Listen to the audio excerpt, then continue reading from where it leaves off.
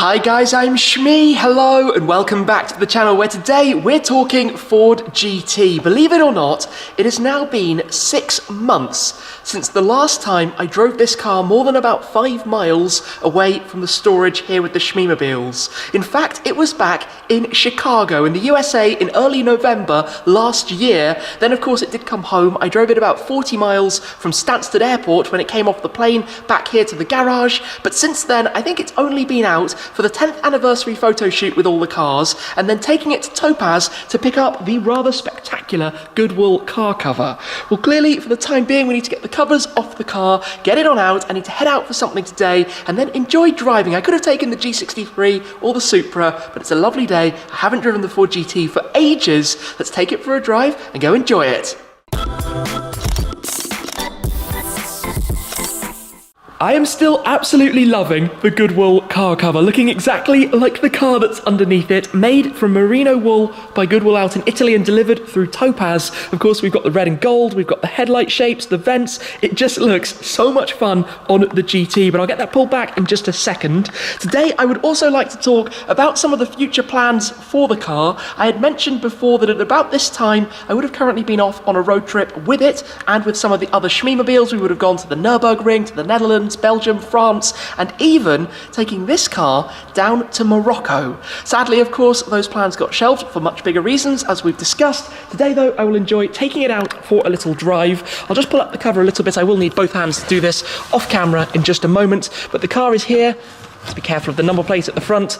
Ready and set, looking beautiful, of course, clean, plugged into the trickle charger just around this side at the moment. We've got the C-Tech chargers, the Ford one and the Golf one for the Heritage RS, so I'll get that all tidied up. And a few people have mentioned actually that yes, I do have a cover for a cover. That is because this thing is so lovely. I actually don't want it to get super dusty or anything like that, which of course can happen if you leave it for a long period of time. Those are just cheap over covers. And when I do have my own garage, my own cave, my own man cave, however we're going to call it, I do want to obviously just have that without the horrible silver ones over the top. It just adds a little bit more anonymity to it as well, which I kind of like a little bit in the storage. So, the Ford GT. Let me get this all sorted up, then let's get it fired into life and take it on out. The other cars are back under covers, the GT is unplugged, so that means it is time. Let's come round and get this fired back into life. Of course, the roar of the Akrapovic Sports titanium exhaust that I installed while the car was out in the USA, it feels like a very long time ago now that I was driving this car in the likes of New York, Miami, Los Angeles, San Francisco, Las Vegas,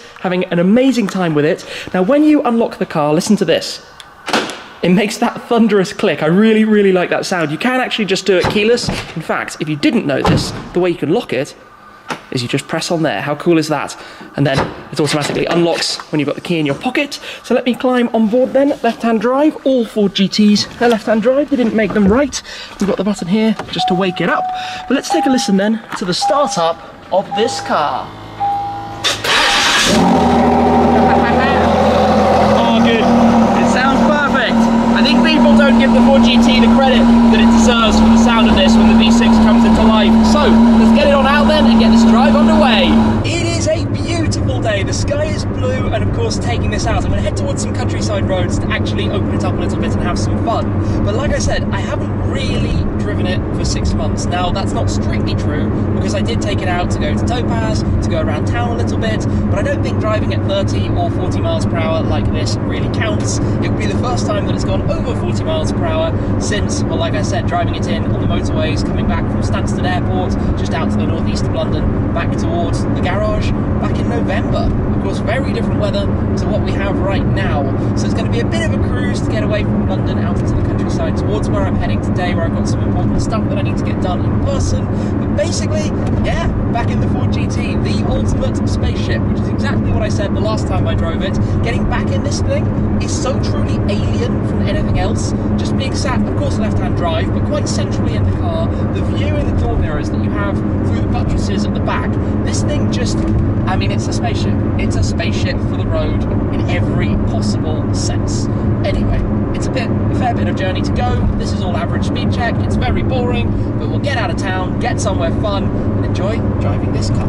This is more like it. Some beautiful British countryside. Sometimes I forget quite how nice the roads and in particular the scenery around here can be.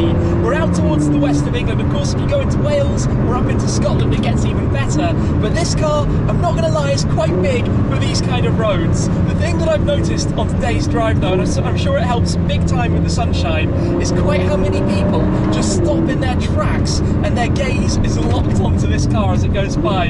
Case in point just there. I think it stands out and punches well above even its performance limit in terms of its appearance. It's up there with the hypercars. When you see this thing on the road, it must just look so unbelievably different, like a Koenigsegg or a Pagani. I think most people don't necessarily know what it is, but driving around here, I mean, it's just amazing. I absolutely love this thing. It's so much fun, and I mean, yes, okay, it's more at home out on a racetrack where you can actually push it properly hard than it is here on these very tight and now 30-mile-per-hour twisty village lanes. But overall, the experience of this thing, I mean, it's second to none. And you build up these memories, and with this car, I mean, you've seen the videos, taking it around racetracks in all sorts of different places, the Nürburgring Nordschleife, driven it around a lap of the Monaco Grand Prix track, obviously over to the USA on Road Atlanta, the whole trip across America. I even took this car, you might remember, to Sardinia for a day, an overnight ferry to Sardinia to join the Pagani Owners Club, and then the same day, an overnight ferry back again, or I guess at least the next night. That was the kind of adventure that means that you really kind of gel and get to know the car and drive it on some unbelievable roads. The roads there in Sardinia, just breathtaking. But like I said, I do sometimes forget how nice they can actually be back here at home. You just need to get out of the villages and back onto some more properly open countryside roads. But this is an absolute delight. I mean, I know I haven't driven the car much, and I know lots of my cars currently haven't been driven much over winter. I mean, I never normally drive them so much because I spend a lot more time away in the Middle East, out in the USA, that kind of thing. But now I'm back, and obviously the plans have had to be delayed that were intended for the last month or two. But just the opportunity to have it out, to enjoy it a little bit. And one thing about the car, and I'm sure you're seeing this right now, when you're just cruising at 30, 40 miles an hour, this thing is really docile. I'm in sport mode, so I'm not in the comfort suspension that you can set should you wish. But it's not, you know, it's not unpleasant to drive at all, other than being quite small inside the cabin. When we do get out though, and actually let's just slow it down, to first gear for a little bit of fun, that's when you can do this. It's silly, yes, I went into the red line, but it just takes off so monumentally quickly, and you do want to short shift. When you're driving in cars this powerful, you want to short shift to give you the grip, but also because your senses aren't quite catching up with what's happening. You know, the car is just taking off into another dimension, and this thing is really quick. It's easy to not give it the credit that it deserves, but it's really, really fast. I think a lot of people think, oh, V6, nothing, you know, that's not special, that's not going to be quick, but it's pretty light, and it's a lot of power. And that combination is always going to be a win in terms of a lot of performance. I mean, I'm enjoying this a lot, as you can tell. I'm enjoying it an awful lot. You do have to get used to the indicators in terms of what's a quick blink and what is holding them on. There we go. I just think everybody who must see it must be like, what is that car? So silly, but so much fun. I mean, just in second gear, quick little... You get the flutter from behind of the turbo noise as well. And one thing, I guess, that probably doesn't quite carry across if I explain this normally, is that obviously the further you press the throttle pedal, the more power delivery you get. In the case of this, I would say it's exaggerated much more than other cars. I mean, if I'm comparing to 488, 720Ss, the Senna, LaFerrari, you know, whatever else it might be, in this car, when your foot is right down to the floor, there's a lot more power than when you're halfway down to the floor. Just in terms of the amount of delivery that it gives you. And when you lift off, you get that kind of, I don't know how to describe the noise, it's an unusual sound that it makes. Yeah. This is fun. This is a beautiful day, and I mean, it's perfect, absolutely perfect. There's just so much that connects together about this car. Obviously the history of it, and we've talked so much about this before, but the new GT launched to come out on the 50th anniversary of Ford's famous 1-2-3 win, the first of 4 consecutive wins at the 24 Hours of Le Mans, and this car is the closest you get in a current road car to a race car feel. And I know the Senna is faster, it's noisier, it's more dramatic, but this feels more like race car. It is the race car with a number plate. In terms of the back, the steering only comes to life when you're driving it harder. The noises only come to life when you're towards the top end. The feel of the pedals, the instant stopping power. It's just such an unbelievable driving experience every single time. And just look at this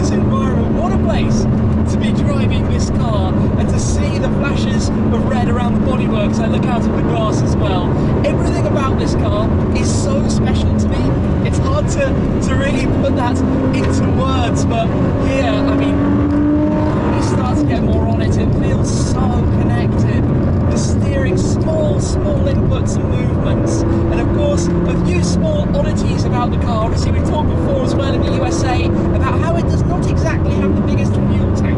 You run out of fuel quite quickly because of course 656 horsepower, only about 50 litres or so of fuel goes in, which means your range is limited to say the least. When you're cruising it's actually pretty efficient, obviously powerful engine, not having to work hard.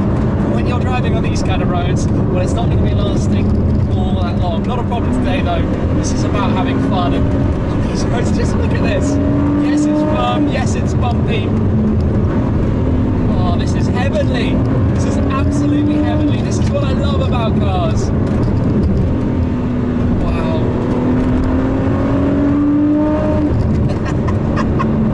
Oh, so much fun, and into a village. Peacefully does it then.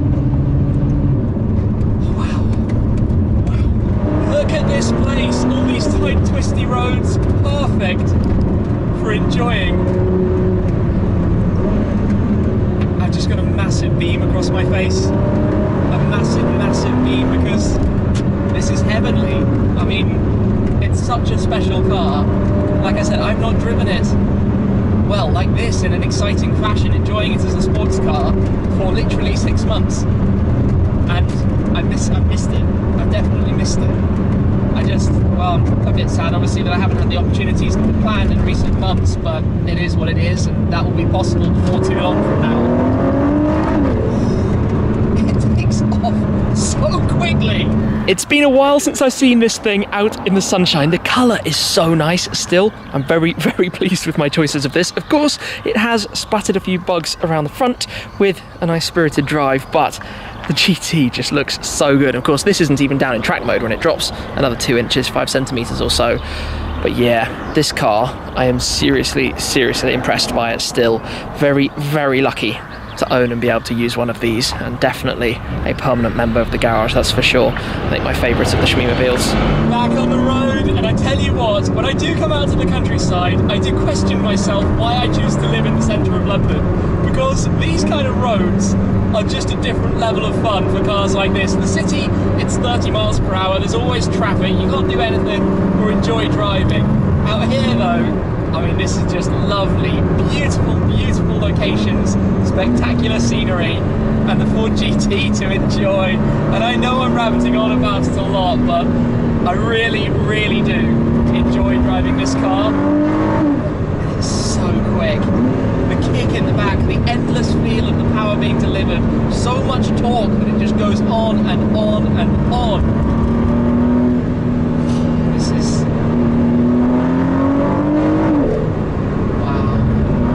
that this road just bends through the countryside. It is perfect. Smooth tarmac, that's where this car really comes into a different level. It's obviously created to be at home on a racetrack. Shifts are so fast. Yes, they're not the most impressive in the world. Not obviously in track mode. Track mode dropping the car down is not suited to driving on the public highways. This though, just a small little spurt of power between the corners. That symphony from behind.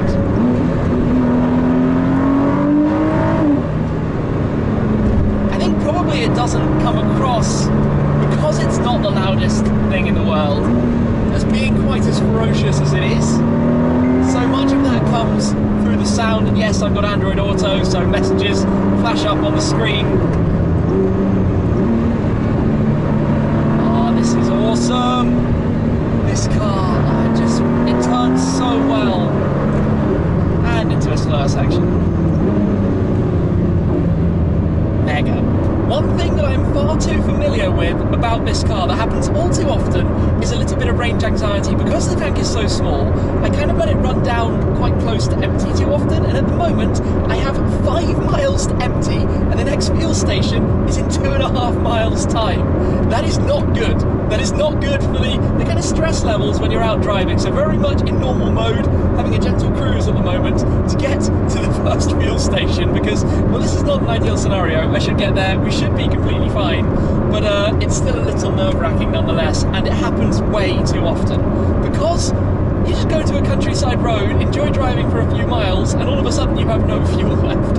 It makes no sense for the World Endurance Championship car, the race car for long distance races, except it has no fuel tank. I wonder what the fuel tank on the race car is. But yeah, 1.8 miles to go, still showing 5 miles, downhill, let it roll. Yeah, not ideal, but part and parcel of the ownership experience. I've never run out of fuel, it's never got that low, but it has got dangerously close. You might remember back on Fuel Run with my friend Jason going up the West Coast Highway 1, Pacific Coast Highway. Yes, I think we had it down to literally 0, which was very uncomfortable, but no alternatives because there was nothing else around there. Anyway, there's a line of cars behind me at the speed limit. I'm sorry guys, I need to take it easy so I don't run out of fuel. Well, I managed to get some fuel in the car and didn't run out this time, and since then I've actually driven all the way back home with one more fuel stop just before arriving to make sure the car is parked up with a full tank, because I don't know when I'm going to be driving it next. Now the theory behind that, by the way, is that it's good to leave cars with a full tank if it's going to be a while before you drive them again, for 2 reasons. Number 1, if you have any air in the tank, the fuel can dissolve in it, so it's better basically to leave it full. The second is one of convenience. It's much more pleasant to come back to the car and not have to make your first stop back at a petrol station, to just be able to take it out and drive, so I like to do that wherever I can.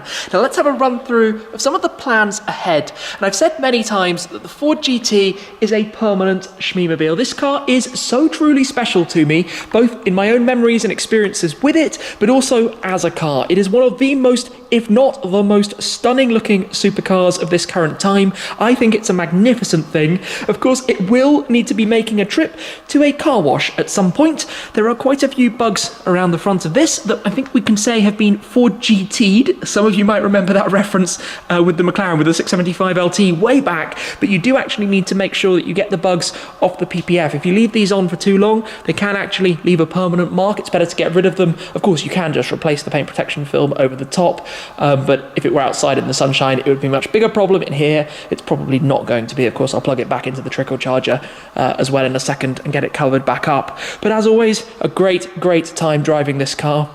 I had to make the trip today for various work things, but an opportunity to take this out and to drive it and stretch the legs of it is always very welcome, particularly after quite so long. So I would love to take it back to the Nürburgring, off to some other places, who even knows, but it will take some planning, and of course we don't know what the situation is going to be. Obviously I had this big trip planned with this car and 5 others going around Northern Europe, and then taking this one and a few others down to Morocco. Alas, that wasn't to be. But I'd also like to take the AMG GTR Pro to the Nürburgring, to take the SLS Black Series to the Nürburgring, to take the red Focus RS, now that it's got its new brakes, over to the Nürburgring. And, well, I can't drive them all, so this is a nice conundrum to have. Hopefully there'll be lots of trips at some point before too long. I'm not sure what it's going to mean for the Ford GT. Time will tell, but any opportunity to drive it is a special one. I think if I drove this car regularly, I would lose that feeling of excitement from it. You get familiar with this kind of thing all too quickly, but when you drive them infrequently, you remember quite how incredible it is. So today, Ford GT outing, I've loved it. Thank you very much for watching, guys. I appreciate your support as always, but that is it for this time, and I'll see you again very soon. Cheers!